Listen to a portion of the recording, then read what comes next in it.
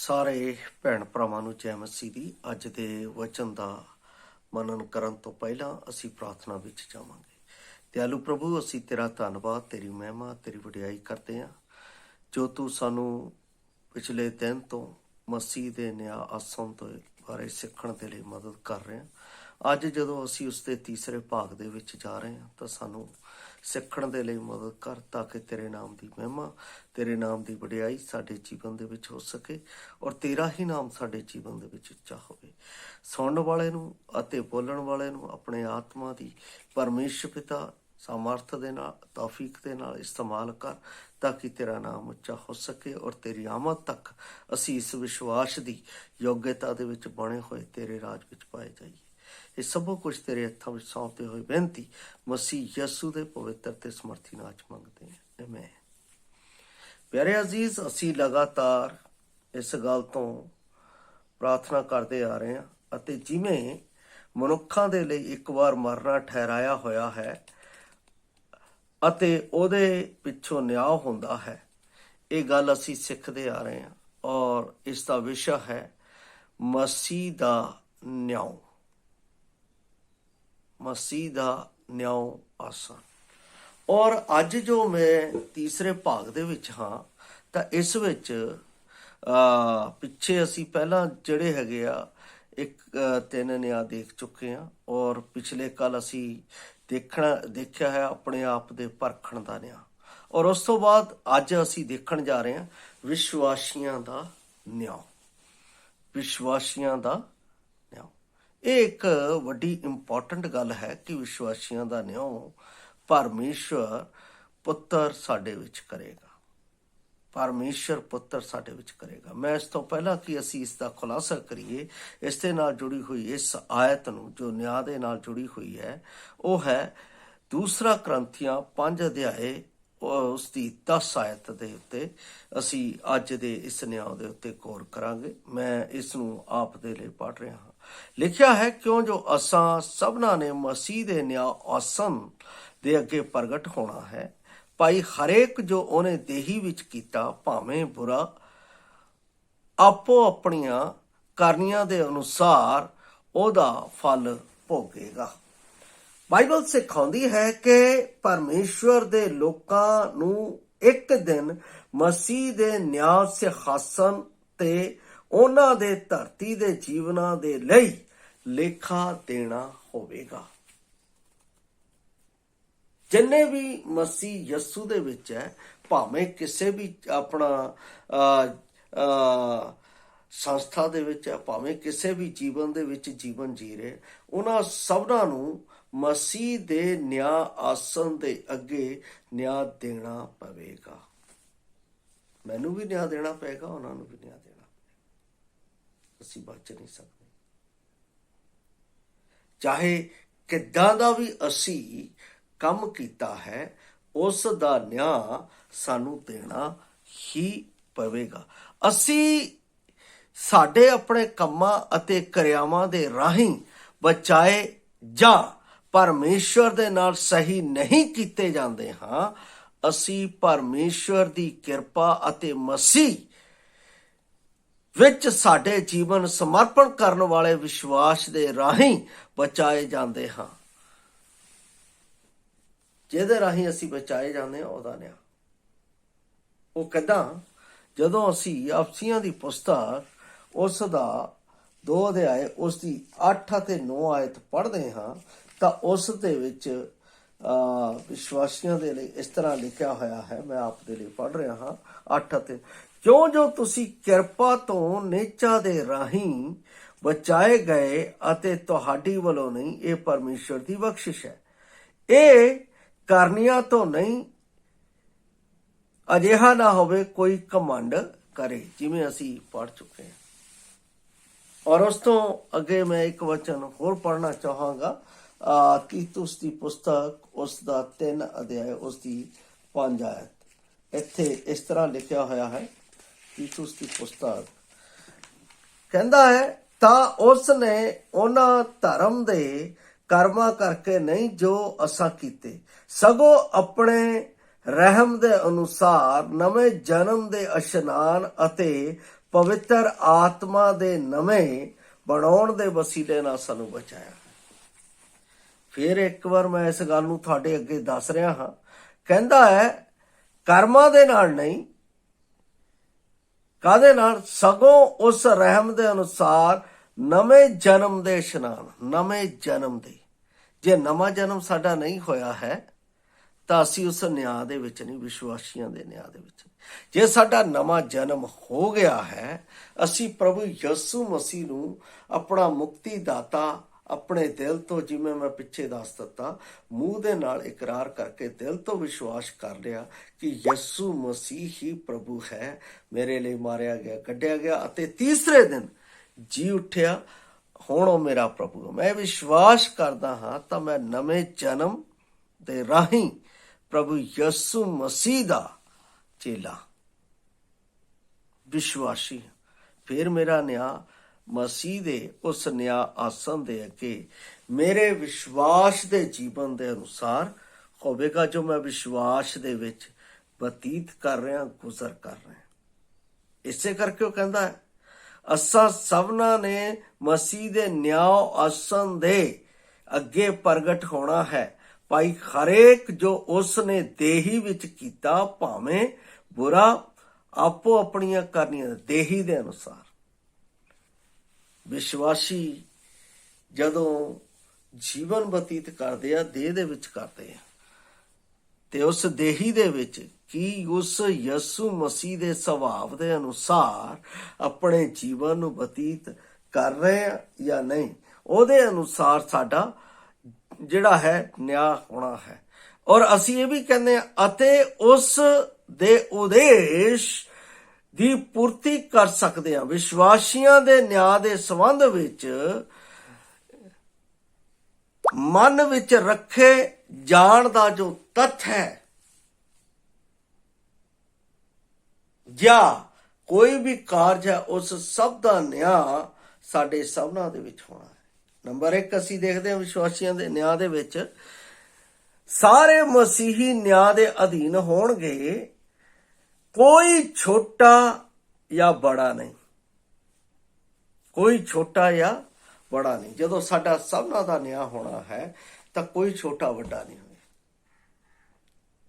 ਲੈ ਵੀ ਉਹ ਬਹੁਤ ਵੱਡਾ, ਉਹ ਬਹੁਤ ਵੱਡਾ। ਜਿੱਦਾਂ ਸਾਡੇ ਇੱਥੇ ਆਪਣਾ ਜਦੋਂ ਕਿਸੇ ਜਗ੍ਹਾ ਦੇ ਉੱਤੇ ਜਾਂਦੇ ਆ ਜਾਂ ਮੈਂ ਬੈਠਦਾ ਉਹਨਾਂ ਨਾਲ ਗੱਲ, ਸਾਡਾ ਪ੍ਰਚਾਰਕ ਬਹੁਤ ਵੱਡਾ, ਉਹ ਪ੍ਰਚਾਰਕ ਬਹੁਤ ਵੱਡਾ, ਉਹ ਪ੍ਰਚਾਰਕ ਬਹੁਤ ਵੱਡਾ, ਲੈ ਉਹ ਵਿਸ਼ਵਾਸੀ ਬਹੁਤ ਵੱਡਾ, ਉਹ ਇਸ ਤਰ੍ਹਾਂ ਦਾ ਹੈ। ਉੱਥੇ ਕੋਈ ਛੋਟਾ ਕੋਈ ਬੜਾ ਨਹੀਂ। ਮੈਂ ਇਹ ਗੱਲ ਕਿਉਂ ਕਹਿ ਰਿਹਾ? ਇਹਦਾ ਕਹਿਣ ਦਾ ਕਾਰਨ ਕੀ ਹੈ? ਜਦੋਂ ਅਸੀਂ ਵਿਸ਼ਵਾਸ ਕਰਦੇ ਹਾਂ, ਮਤੀ 23 ਦਾ 8 ਦੇ ਵਿੱਚ ਕੀ ਲਿਖਿਆ ਹੈ, ਇੱਕ ਵਾਰ ਮੈਂ ਉਹਨੂੰ ਵੀ ਪੜ੍ਹ ਦੇਣਾ। ਮੈਂ ਇਸ ਤਰ੍ਹਾਂ ਕਿਉਂ ਪੜ੍ਹਦਾ, ਮੈਂ ਬੋਲ ਵੀ ਸਕਦਾ ਸਭ ਕੁਝ। ਇਹਦਾ ਕਾਰਨ ਕੀ ਹੈ? ਤੁਹਾਨੂੰ ਇਸ ਗੱਲ ਦਾ ਬੋਧ ਹੋ ਜਾਏ ਕਿ ਮੈਂ ਵਚਨ ਦੇ ਵਿੱਚੋਂ ਜੋ ਪ੍ਰੂਫ ਹੈ, ਜੋ ਸਬੂਤ ਹੈ, ਉਹ ਸਾਹਮਣੇ ਦੇਖ ਕੇ ਪੜ੍ਹਿਆ ਜਾਂਦਾ ਹੈ। ਉਹ ਕਦੇ ਵੀ ਅੱਡ ਕਰਕੇ ਨਹੀਂ ਪੜ੍ਹਿਆ ਜਾਂਦਾ, ਤਾਂ ਕਿ ਪਤਾ ਲੱਗ ਜਾਏ ਬਾਈਬਲ ਦੇ ਵਿੱਚ ਗੱਲ ਕੀ ਲਿਖਿਆ ਹੈ। ਮਤੀ 23 ਦਾ 8 ਦੇ ਵਿੱਚ ਪਰ ਤੁਸੀਂ ਸੁਆਮੀ ਨਾ ਕਹਾਓ, ਕਿਉਂ ਜੋ ਤੁਹਾਡਾ ਗੁਰੂ ਇੱਕੋ ਹੈ ਔਰ ਤੁਸੀਂ ਸਭੇ ਭਾਈ ਹੋ। ਉੱਥੇ ਕੋਈ ਛੋਟਾ ਵੱਡਾ ਨਹੀਂ, ਅਸੀਂ ਸਾਰੇ ਭਾਈ ਉਸ ਜਗ੍ਹਾ ਦੇ ਉੱਤੇ ਪਰਮੇਸ਼ਰ ਦੇ ਨਿਆਂ ਦੇ ਆਸਣ ਦੇ ਕੇ ਖੜੇ ਹੋਣਾ ਹੈ। ਉੱਥੇ ਕੋਈ ਨਾ ਕੋਈ ਛੋਟਾ ਨਾ ਕੋਈ ਬੜਾ। ਇਹਦਾ ਮਤਲਬ ਜਦੋਂ ਪਰਮੇਸ਼ਰ ਦਾ ਨਿਆਂ ਹੋਣਾ ਹੈ, ਕੋਈ ਛੋਟਾ ਜਾਂ ਬੜਾ ਨਹੀਂ। ਔਰ ਇਸ ਗੱਲ ਦੀ ਪੂਰਤੀ ਜਦੋਂ ਅਸੀਂ ਰੋਮੀਆਂ ਦੀ ਪੁਸਤਕ ਉਸ ਦਾ 14 ਅਧਿਆਇ ਪੜ੍ਹਦੇ ਹਾਂ, ਮੈਂ ਉਸ ਨੂੰ ਇੱਕ ਵਾਰੀ ਆਪ ਦੇ ਲਈ ਪੜ੍ਹ ਲਿਆ ਜਾ ਲਿਆ। ਰੋਮੀਆਂ ਦੀ ਪੁਸਤਕ 14 ਅਧਿਆਇ ਉਸ ਦਾ 12 ਵਚਨ ਇੱਥੇ ਲਿਖਿਆ ਹੋਇਆ ਹੈ, ਸੋ ਸਾਡੇ ਵਿੱਚੋਂ ਹਰੇਕ ਨੇ ਪਰਮੇਸ਼ਰ ਨੂੰ ਆਪੋ ਆਪਣਾ ਲੇਖਾ ਦੇਣਾ ਹੈ। ਪੌਲਸ ਰਸੂਲ ਰੋਮੀਆਂ ਦੇ ਕਲੀਸਿਆ ਨੂੰ, ਰੋਮ ਦੇ ਲੋਕਾਂ ਨੂੰ ਇਹ ਗੱਲ ਦੱਸ ਰਿਹਾ ਕਿ ਸਾਡੇ ਵਿੱਚੋਂ ਹਰੇਕ ਨੇ ਪਰਮੇਸ਼ਰ ਨੂੰ ਆਪੋ ਆਪਣਾ ਲੇਖਾ ਦੇਣਾ ਹੈ ਜੋ ਦੇਹੀ ਦੇ ਵਿੱਚ ਕੀਤਾ ਹੈ। ਪੌਲਸ ਰਸੂਲ ਵੀ ਜਦੋਂ ਅਸੀਂ 6 ਅਧਿਆਏ ਨੂੰ ਪੜ੍ਹਦੇ ਹਾਂ ਤਾਂ ਉੱਥੇ ਵੀ ਇਹ ਗੱਲ ਕਹਿੰਦਾ ਹੈ, ਆਤਮਾ ਦਾ ਆਤਮਾ ਵਿੱਚ, ਸਰੀਰ ਦਾ ਸਰੀਰ ਵਿੱਚ ਅਸੀਂ ਆਪਣਾ ਲੇਖਾ ਦੇਣਾ ਹੈ। ਅਸੀਂ ਬਚ ਨਹੀਂ ਸਕਦੇ। ਜੇ ਅਸੀਂ ਕਹੀਏ ਛੁਪ ਕੇ ਆਹ ਕੰਮ ਕਰ ਲਵਾਂਗੇ, ਛੁਪ ਕੇ ਉਹ ਕੰਮ ਕਰ ਲਵਾਂਗੇ, ਛੁਪ ਕੇ ਆਹ ਭਗਤੀ ਕਰ ਲਵਾਂਗੇ, ਕਦੇ ਵੀ ਨਹੀਂ ਹੋ ਸਕਦਾ।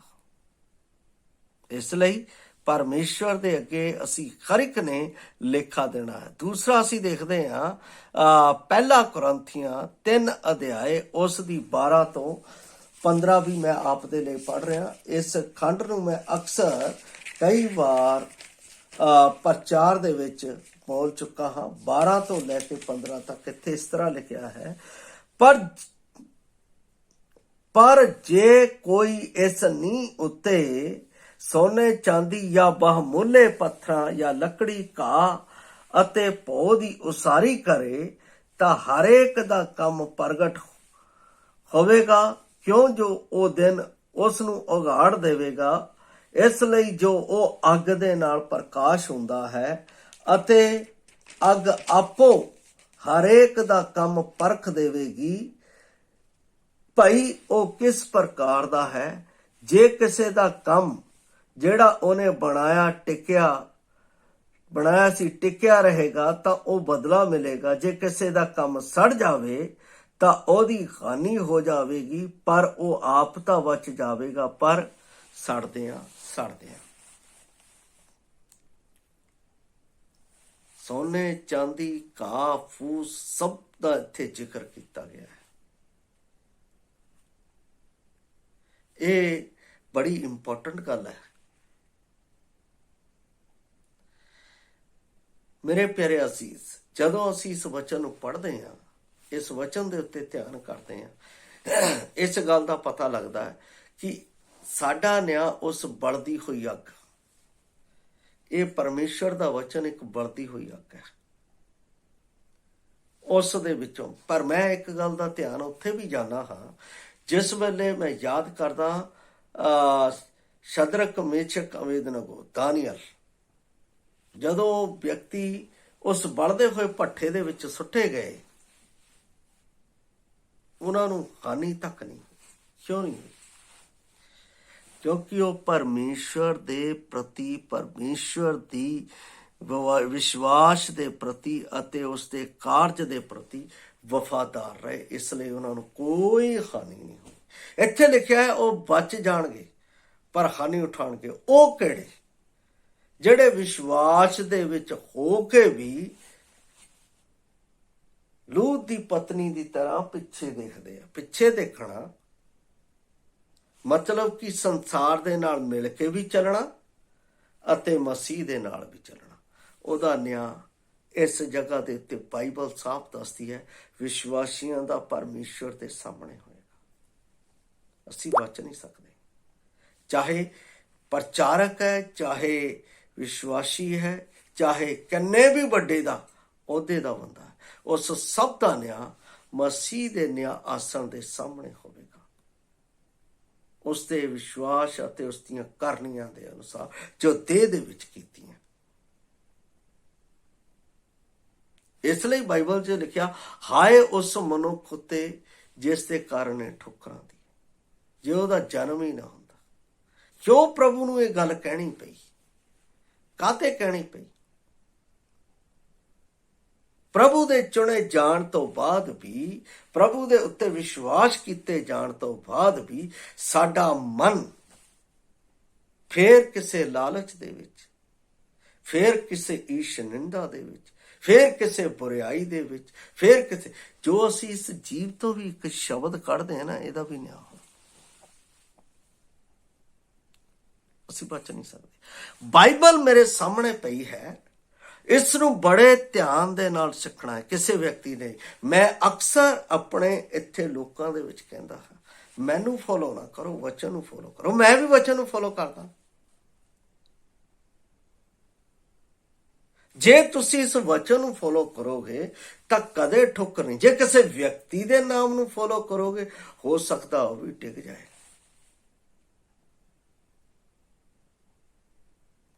ਸਾਡੇ ਵਿੱਚ ਇੱਕ ਆਦਤ ਹੈ ਕੰਪੈਰੀਜ਼ਨ ਕਰਨ ਦੀ, ਵਿਸ਼ਵਾਸੀਆਂ ਦੇ ਵਿੱਚ।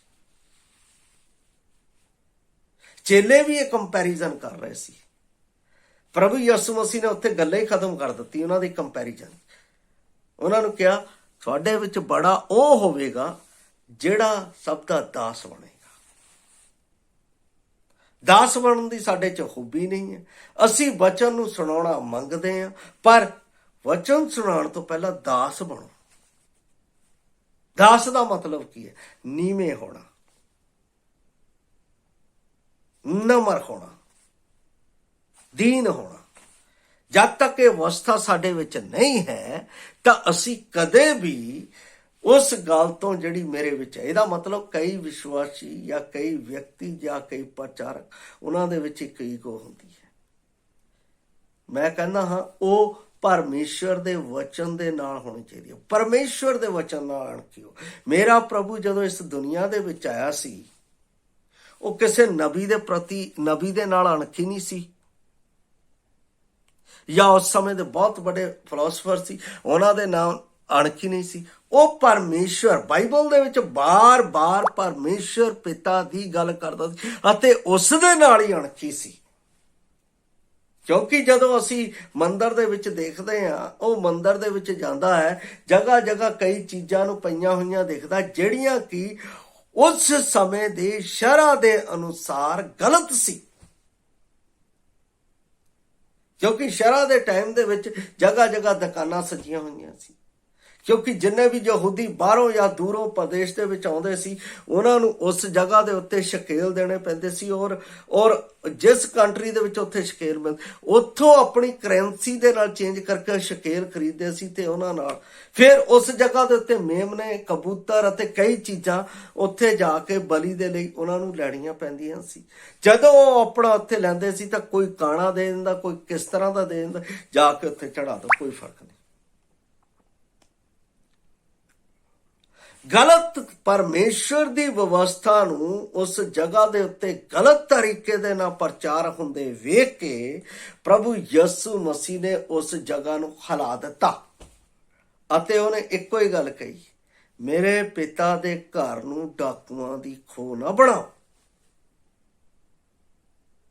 ਇਹਦਾ ਮਤਲਬ ਉੱਥੇ ਇੱਕ ਚੀਜ਼ ਅਸੀਂ ਦੇਖਦੇ ਹਾਂ ਕਿ ਪ੍ਰਭੂ ਯਿਸੂ ਮਸੀਹ ਦੇ ਵਿੱਚ ਪਰਮੇਸ਼ਵਰ ਦੀ ਅਣਖ ਸੀ, ਨਾ ਕਿ ਕਿਸੇ ਵਿਅਕਤੀ ਦੀ, ਨਾ ਕਿਸੇ ਕਰੈਕਟਰਸ ਦੀ, ਨਾ ਕਿਸੇ ਉੱਚ ਨੀਚ ਦੀ। ਇਹਦਾ ਮਤਲਬ ਅਸੀਂ ਦੇਖਦੇ ਹਾਂ ਕਿ ਪ੍ਰਭੂ ਯਿਸੂ ਮਸੀਹ ਜੋ ਪਰਮੇਸ਼ਵਰ ਦਾ ਲਾ ਸੀ, ਜੋ ਪਰਮੇਸ਼ਵਰ ਦਾ ਨਿਯਮ ਸੀ, ਉਹਨੂੰ ਹੀ ਫੋਲੋ ਕਰਦਾ ਸੀ। ਉਹਦੇ ਅਨੁਸਾਰ ਹੀ ਉਹਨੇ ਆਪਣਾ ਜੀਵਨ ਮੇਰੇ ਨਿਆਂ ਦੇ ਲਈ ਕਾਲਵਰੀ ਕਰੂਸ ਦੇ ਉੱਤੇ ਦੇ ਦਿੱਤਾ ਕਿ ਅਸੀਂ ਉਸ ਦੇ ਉੱਤੇ ਵਿਸ਼ਵਾਸ ਕਰਨ ਦੇ ਰਾਹੀਂ ਆਪਣੇ ਜੀਵਨ ਨੂੰ ਬਚਾ ਲਈਏ। ਔਰ ਇਸ ਜੀਵਨ ਦੇ ਵਿੱਚ ਜਿਸ ਦੇ ਲਈ ਉਹਨੇ ਜਾਨ ਦਿੱਤੀ ਆ, ਪਵਿੱਤਰਤਾ ਦੇ ਨਾਲ, ਸੱਚਾਈ ਦੇ ਨਾਲ, ਪ੍ਰੇਮ ਦੇ ਨਾਲ, ਧਾਰਮਿਕਤਾ ਦੇ ਨਾਲ ਇਸ ਨੂੰ ਬਤੀਤ ਕਰਦੇ ਜਾਈਏ, ਤਾਂ ਕਿ ਜਦੋਂ ਸਾਡਾ ਨਿਆਂ ਹੋਵੇ ਅਸੀਂ ਉਸ ਦੇ ਵਿੱਚੋਂ ਬਿਲਕੁਲ ਜਿਸ ਤਰ੍ਹਾਂ ਸ਼ਦਰਕ, ਮਿਸ਼ਕ, ਅਬੇਦਨਗੋ ਅੱਗ ਦੇ ਵਿੱਚੋਂ ਬਚ ਨਿਕਲੇ, ਉਸੇ ਤਰ੍ਹਾਂ ਅਸੀਂ ਵੀ ਬਚ ਨਿਕਲੀਏ। ਇਹੋ ਚੀਜ਼ ਜਿਹੜੀ ਹੈ ਬਾਈਬਲ ਸਾਨੂੰ ਸਾਫ਼ ਰੀਤੀ ਨਾਲ ਸਮਝਾਉਂਦੀ ਹੈ, ਔਰ ਇਹ ਗੱਲ ਕੋਈ ਛੁਪੀ ਹੋਈ ਨਹੀਂ ਹੈ। ਬਾਈਬਲ ਦੇ ਵਿੱਚ ਅਸੀਂ ਇਸ ਗੱਲ ਨੂੰ ਜਦੋਂ ਦੇਖਦੇ ਹਾਂ ਕਿ ਇਹ ਨਿਆਂ ਜਿਹੜਾ ਹੈ ਹੋਵੇਗਾ, ਕਹਿੰਦਾ ਉਹ ਬਚ ਤਾਂ ਜਾਣਗੇ ਪਰ ਸੜਦੇ। ਵਿਸ਼ਵਾਸੀ ਬਚੇਗਾ ਜ਼ਰੂਰ, ਨਰਕ ਦੇ ਵਿੱਚ ਨਹੀਂ ਜਾਏਗਾ, ਪਰ ਲੇਕਿਨ ਜੋ ਉਹਨੇ ਦੇਹੀ ਦੇ ਨਾਲ ਕੰਮ ਕੀਤੇ ਹੈ, ਉਸ ਅੱਗ ਦੇ ਵਿੱਚ ਹੋ ਕੇ ਉਹਨੂੰ ਜਾਣਾ ਹੀ ਪਏਗਾ, ਉਹ ਬਚ ਨਹੀਂ ਸਕਦਾ ਹੈ। ਇਹਦਾ ਮਤਲਬ ਪਰਮੇਸ਼ਵਰ ਮੇਰੇ ਦੇਹੀ ਦੇ ਅਨੁਸਾਰ ਜੋ ਮੈਂ ਕੰਮ ਕੀਤਾ ਹੈ, ਹਰੇਕ ਜੋ ਉਸਨੇ ਦੇਹੀ ਨਾਲ ਕੀਤਾ, ਭਾਵੇਂ ਭਲਾ ਭਾਵੇਂ ਬੁਰਾ, ਉਸ ਕਰਨੀਆਂ ਦੇ ਅਨੁਸਾਰ ਫਲ ਭੋਗੇਗਾ, ਭੋਗਣਾ ਹੀ ਪੈਣਾ ਹੈ। ਇਹ ਸਾਨੂੰ ਪਹਿਲੀ ਗੱਲ ਇਸ ਦੇ ਵਿੱਚ ਲੱਗਦੀ ਹੈ ਵਿਸ਼ਵਾਸੀਆਂ ਦੇ ਨਿਆਂ ਦੇ ਵਿੱਚ। ਦੂਸਰੀ ਗੱਲ ਸਾਨੂੰ ਕੀ ਲੱਗਦੀ ਹੈ, ਇਹ ਨਿਆਂ ਮਸੀਹ ਦੇ ਆਪਣੀ ਕਲੀਸਿਆ ਦੇ ਲਈ ਮੁੜ ਆਉਣ ਤੇ ਹੋਵੇਗਾ। ਜਦੋਂ ਮੁੜ ਆਵੇਗਾ ਫਿਰ ਉਹ ਹੋਵੇਗਾ, ਆਪਣੀ ਕਲੀਸਿਆ ਦੇ ਲਈ ਮੁੜ ਹੋਵੇਗਾ। ਮਤਲਬ ਇਹਦਾ ਅਰਥ ਕੀ ਹੈ, ਉਹਦੇ ਸਾਰੇ ਸੱਚੇ ਚੇਲਿਆਂ ਦੇ ਲਈ ਅਸੀਂ ਕੀ ਦੇਖ ਸਕਦੇ ਹਾਂ, ਯਹੋਨਾ 14:3 ਦੇ ਵਿੱਚ ਉਹਨੇ ਕੀ ਆਖਿਆ, ਜਿੱਥੇ ਮੈਂ ਹਾਂ ਉੱਥੇ ਤੁਸੀਂ ਹੋਵੋਗੇ। ਜਦੋਂ ਮੈਂ ਮੁੜ ਆਵਾਂਗਾ ਤੁਹਾਨੂੰ ਲੈਣ ਦੇ ਲਈ, ਤਾਂ ਜਿੱਥੇ ਮੈਂ ਹਾਂ ਉੱਥੇ। ਇਹਦਾ ਮਤਲਬ ਪਹਿਲੀ ਗੱਲ, ਉਸ ਜਗ੍ਹਾ ਦੇ ਉੱਤੇ ਵਿਸ਼ਵਾਸੀਆਂ ਦਾ ਨਿਆਂ ਹੋਵੇਗਾ, ਮੁੜ ਆਵੇਗਾ ਕਲੀਸਿਆ ਨੂੰ ਲੈਣ ਦੇ ਲਈ, ਔਰ ਉਸ ਜਗ੍ਹਾ ਦੇ ਉੱਤੇ। ਫਿਰ ਅਸੀਂ ਪਹਿਲਾ ਥੈਸਲੋਨੀਆ ਉਹਦਾ 4 ਅਧਿਆਏ ਅਸੀਂ ਉਹਦੀ 14 ਤੋਂ 17 ਵੀ ਪੜ੍ਹਦੇ ਹਾਂ। ਪਹਿਲਾ ਥੈਸਲੋਨੀਆ 4 ਅਧਿਆਏ ਉਸ ਦੀ 14 ਤੋਂ 17। ਇਹ ਅਕਸਰ ਅਸੀਂ ਕਈ ਵਾਰ ਵਚਨ ਪੜ੍ਹਦੇ ਹਾਂ ਜਦੋਂ ਸਾਡਾ ਕੋਈ ਭਾਈ ਇਸ ਦੁਨੀਆ ਦੇ ਵਿੱਚੋਂ ਆਪਣਾ ਸਫ਼ਰ ਪੂਰਾ ਕਰਦਾ ਹੈ ਔਰ ਉਹ ਪਰਮੇਸ਼ਵਰ ਦੇ ਉਸ ਜਗ੍ਹਾ ਦੇ ਉੱਤੇ ਪਹੁੰਚ ਜਾਂਦਾ ਹੈ ਜਿਸ ਜਗ੍ਹਾ ਦੇ ਉੱਤੇ ਅਬਰਾਹਮ ਹੈ, ਪੈਰਾਡਾਈਸ। ਉਹਦੇ ਆੜ ਤੱਕ ਉੱਥੇ ਰਹਿੰਦਾ। ਤੇ ਉਸ ਸਮੇਂ ਵਚਨ ਅਸੀਂ ਪੜ੍ਹਦੇ ਹਾਂ, ਇੱਥੇ ਲਿਖਿਆ ਹੈ, ਮੈਂ 12 ਤੋਂ 17 ਤੱਕ ਪੜ੍ਹ ਰਿਹਾ ਹਾਂ। ਇਫਰਾਸ ਮਸੀਹ ਇੱਥੇ ਲਿਖਿਆ ਹੈ, ਭਾਈ ਤੁਸੀਂ ਬਾਹਲਿਆਂ ਲੋਕਾਂ ਦੇ ਸਾਹਮਣੇ ਭਲਮਣਸਾਊ ਨਾਲ ਚੱਲੋ ਅਤੇ ਕਿਸੇ ਦੇ ਅਰਥਕੀਏ ਨਾ ਹੋਵੋ। ਹੇ ਭਰਾਵੋ, ਅਸੀਂ ਨਹੀਂ ਚਾਹੁੰਦੇ ਹਾਂ ਜੋ ਤੁਸੀਂ ਉਹਨਾਂ ਦੇ ਵਿਖਿਆ ਤੋਂ ਜਿਹੜੇ ਸੁੱਤੇ ਹਨ ਅਣਜਾਣ ਰਹੋ। ਭਾਈ ਤੁਸੀਂ ਹੋਰਨਾਂ ਵਾਂਗੂ ਜਿਨ੍ਹਾਂ ਨੂੰ ਕੋਈ ਆਸ ਨਹੀਂ, ਸੋਗ ਨਾ ਕਰੋ। ਪਹਿਲੀ ਗੱਲ, ਇਹ ਮੇਰਾ ਅਤੇ ਹੋਰ ਬਾਕੀ ਜਿਹੜੇ ਵਿਸ਼ਵਾਸੀ ਆ ਉਹਨਾਂ ਦਾ ਫਰਜ਼ ਬਣਦਾ ਹੈ ਕਿ ਅਸੀਂ ਉਹਨਾਂ ਨੂੰ ਸਿਖਾਈਏ। ਸਾਨੂੰ ਇੱਥੇ ਸੋਗ ਕਰਨ ਦਾ ਸਮਾਂ ਨਹੀਂ, ਆਨੰਦ ਕਰਨ ਦਾ ਮੌਕਾ ਹੈ। ਜਦੋਂ ਅਸੀਂ ਪ੍ਰਭੂ ਦੇ ਵਿੱਚ ਸੋ ਜਾਂਦੇ ਹਾਂ ਤਾਂ ਸਮਝੋ ਅਸੀਂ ਪ੍ਰਮੋਟ ਹੋ ਰਹੇ ਹਾਂ। ਪ੍ਰਮੋਟ ਹੋਣ ਦਾ ਮਤਲਬ ਹੈ ਇਸ ਸਥਾਨ ਨੂੰ, ਜਿਸ ਤਰ੍ਹਾਂ ਇੱਕ ਬੱਚਾ ਆਪਣਾ 6ਵੀਂ 'ਚ ਪੜ੍ਹਦਾ ਤਾਂ ਅਗਲੀ ਕਲਾਸ 'ਚ ਜਾਂਦਾ ਹੈ 7ਵੀਂ, ਨੂੰ ਕਹਿੰਦੇ ਆ ਪ੍ਰਮੋਟ ਹੋ ਗਿਆ। ਜੇ ਉਹ ਮਿਸਤਰੀ ਆ ਉਹ ਹੈੱਡ ਮਿਸਤਰੀ ਬਣ ਜਾਂਦਾ, ਪ੍ਰਮੋਟ ਹੋ ਗਿਆ, ਪ੍ਰਮੋਸ਼ਨ ਹੋ ਗਈ। ਜਦੋਂ ਅਸੀਂ ਇਸ ਧਰਤੀ ਤੋਂ ਆਪਣਾ ਸਫ਼ਰ ਪੂਰਾ ਕਰਦੇ ਹਾਂ, ਸੋ ਜਾਂਦੇ ਹਾਂ, ਉਸ ਤੋਂ ਬਾਅਦ ਜਦੋਂ ਫੇਰ ਪ੍ਰਭੂ ਦੇ ਨਾਲ ਅਸੀਂ ਉੱਠਾਂਗੇ ਤਾਂ ਪ੍ਰਮੋਟ ਹੋ ਜਾਵਾਂਗੇ ਸਵਰਗੀਏ ਸਥਾਨ ਦੇ ਲਈ, ਸਵਰਗੀਏ ਜਗ੍ਹਾ ਦੇ ਲਈ। ਇਸ ਲਈ ਉਹ ਕਹਿੰਦਾ ਸੋਗ ਨਾ ਕਰੋ, ਕਿਉਂ ਜੋ ਸਾਨੂੰ ਇਹ ਪ੍ਰਤੀਤ ਹੋਈ ਹੈ ਭਾਈ ਯਸੂ ਮੋਇਆ ਅਤੇ ਫਿਰ ਜੀ ਉੱਠਿਆ, ਤਾਂ ਇਸੇ ਤਰ੍ਹਾਂ ਪਰਮੇਸ਼ਰ ਉਹਨਾਂ ਨੂੰ ਵੀ ਜਿਹੜੇ ਉਹਦੇ ਵਿੱਚ ਸੋ ਗਏ ਹਨ, ਲਿਖਿਆ ਹੈ ਇੱਥੇ ਵਚਨ, ਜਿਹੜੇ ਉਹਦੇ ਵਿੱਚ ਸੋ ਗਏ ਹਨ ਉਹਨਾਂ ਦੇ ਨਾਲ ਉਹਦੇ ਨਾਲ ਲਿਆਵੇਗਾ। ਕਿਹਦੇ ਨਾਲ? ਮਸੀਹ ਯਸੂ ਦੇ। ਅਸੀਂ ਸੁੱਤੇ ਨਹੀਂ ਰਹਿਣਾ, ਅਸੀਂ ਰੈਪਚਰ ਹੋਣਾ ਮਸੀਹ ਦੇ ਨਾਲ ਸਦਾ ਸਦਾ ਦੇ ਲਈ। ਇਹ ਧਰਤੀ ਸਾਡਾ ਘਰ ਨਹੀਂ, ਇਹ ਟਿਕਾਣਾ ਨਹੀਂ, ਪਰ ਮਸੀਹ ਦੇ ਨਿਆਂ ਦੇ ਨਾਲ ਵਿਸ਼ਵਾਸੀਆਂ ਨੂੰ ਇੱਕ ਹੋਪ, ਇੱਕ ਆਸ ਜਿਹੜੀ ਦਿੱਤੀ ਗਈ ਹੈ, ਉਹ ਮਸੀਹ ਆਵੇਗਾ ਅਤੇ ਸਾਨੂੰ ਆਪਣੇ ਨਾਲ ਲੈ ਲਵੇਗਾ। ਫਿਰ ਉਸ ਤੋਂ ਬਾਅਦ ਕਹਿੰਦਾ ਹੈ, ਅਸੀਂ ਪ੍ਰਭੂ ਦੇ ਵਚਨ ਦੇ ਅਨੁਸਾਰ ਤੁਹਾਨੂੰ ਇਹ ਆਖਦੇ ਹਾਂ ਭਾਈ, ਅਸੀਂ ਜਿਹੜੇ ਜਿਉਂਦੇ ਅਤੇ ਪ੍ਰਭੂ ਦੇ ਜਿਉਣ ਤੀਕ ਬਾਕੀ ਰਹਿੰਦੇ ਹਾਂ, ਸੋ ਉਹਨਾਂ ਤੋਂ ਜਿਹੜੇ ਸੋ ਗਏ ਹਨ ਕਦੇ ਅਗੇਤਰੇ ਨਾ ਹੋਵਾਂਗੇ। ਪਹਿਲਾਂ ਮੁਰਦੇ ਜੀ ਉੱਠਣਗੇ, ਇਹੀ ਇਸ ਵਚਨ 'ਚ। ਇਸ ਲਈ ਪ੍ਰਭੂ ਆਪ ਲਲਕਾਰੇ ਨਾਲ, ਮਹਾਦੂਤ ਦੀ ਆਵਾਜ਼ ਨਾਲ ਅਤੇ ਪਰਮੇਸ਼ਰ ਦੀ ਤੁਰੀ ਨਾਲ ਸਵਰਗੋਂ ਉਤਰੇਗਾ, ਅਤੇ ਜਿਹੜੇ ਮਸੀਹ ਦੇ ਵਿੱਚ ਹੋ ਕੇ ਮੋਏ ਹਨ ਉਹ ਪਹਿਲਾਂ ਜੀ ਉੱਠਣਗੇ। ਤਦ ਅਸੀਂ ਜਿਹੜੇ ਜਿਉਂਦੇ ਅਤੇ ਬਾਕੀ ਰਹਿੰਦੇ ਹਾਂ ਉਹਨਾਂ ਦੇ ਨਾਲ ਹਵਾ ਵਿੱਚ ਪ੍ਰਭੂ ਦੇ ਮਿਲਣ ਨੂੰ ਬਦਲਾਂ ਉੱਤੇ ਅਚਾਨਕ ਉਠਾਏ ਜਾਵਾਂਗੇ, ਅਤੇ ਇਸੇ ਤਰ੍ਹਾਂ ਅਸੀਂ ਸਦਾ ਪ੍ਰਭੂ ਦੇ ਸੰਗ ਰਹਾਂਗੇ।